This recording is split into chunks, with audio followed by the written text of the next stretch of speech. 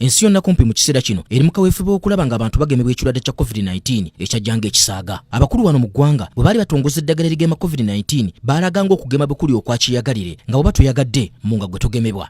Kakati ku kino njagadde otege bulungi okutu omanye ekiriwo kati engeri kyekikutwalamu ku kijja. Abasajja bategese okulaba ng'omuntu yenna atagemeddwa taddamu kulinnya kigere kye mu ggwanga ddala okuva waali wonna mu kino nga kibaleeta passport eri digito eraga obulungi nti omuntu abeera agemeddwa ekirwadde kino ki COVID-19. Kyolina okumanya nti bino byenjogera si lugambo olw'ensonga nti omukulembeze w'eggwanga lya Amerika Joe Biden yawa ekiragiro okulaba nga balwanyisa okusaasaana kw'ekirwadde kya COVID-19 eri ebitongole bya gavumenti y'Amerika byonna okubangawo engeri y'okugatta awamu certificate abantu kwe bagemerwa COVID-19 n'ebiwandiiko ebirala eby'okugema babiteeke mu mbeera ya digito ekitegeeza nti bibe nga bivudde mu mpapula. Ekyongo kitadde ku mabbali gavumenti ya Denmark avaayo n'eraga nti mu bbanga ttono ddala egenda kuba ng'evuddeyo ne paasipoota za digito eziraga nti omuntu abeera agemedde ekirwadde ki COVID-19. Ndowooza owulira zi gavumenti za mwanga ate agayimiridde bwe zisosowazzaamu ekintu kino ekya paasipoota eza COVID-19. Kakati ate labayo wano kampuni z'ennyonyi okuli ya Etihad Airways ne ya Emirates zaalangiridde nti mu bbanga lya ssabbiiti ntono nnyo zigenda kuba nga zikozesa enkola ya digito ewa abantu olukusa okutambula amawanga ng'eno yaleeteddwa ekibiina omwegattira kampuni z'ennyonyi mu nsi yonna ki International Air Transport Association.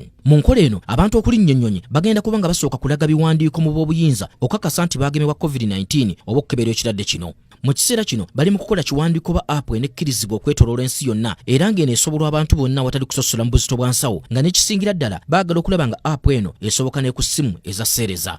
Kampuni z'ennyonyi ebibiina by'obwannakiwa ne kampuni za tekinologiya ez'enjawulo zikwataganidde wamu mu kiseera kino okuvaayo ne app esobola okuba ng'ebeera ku ssimu z'omu ngalo oba okuba mu nkola ya digital wallet. Jjukira bulijjo njogera wano ku nteekateeka y'okufuula ebintu byonna ku nsi digito. Kati wano abasajja bagamba nti paasipoota ya COVID-19 bagyagala mu digito eyanguyiza abantu embeera mu kutambula nga tekikwetaagisa kuggyayo mu kafankunayo w'ebipapula mu bifo we baaliza ku bisawo by'ennyonyi. Ekibiina ekigatta abakampuni z'ennyonyi mu nsi yonna era nga kiri wamu ne kampuni ya IBM kirudde nga kikola ku kibayita Digital Health Pass eno ng'eraga nti omuntu abeera agemebwa ekirwadde kya COVID-19 okusobola okuyingira mu bifo by'olukale ng'ebisawo by'omupiira, ennyonyi, zissettendekero n'ebifo by'emirimu.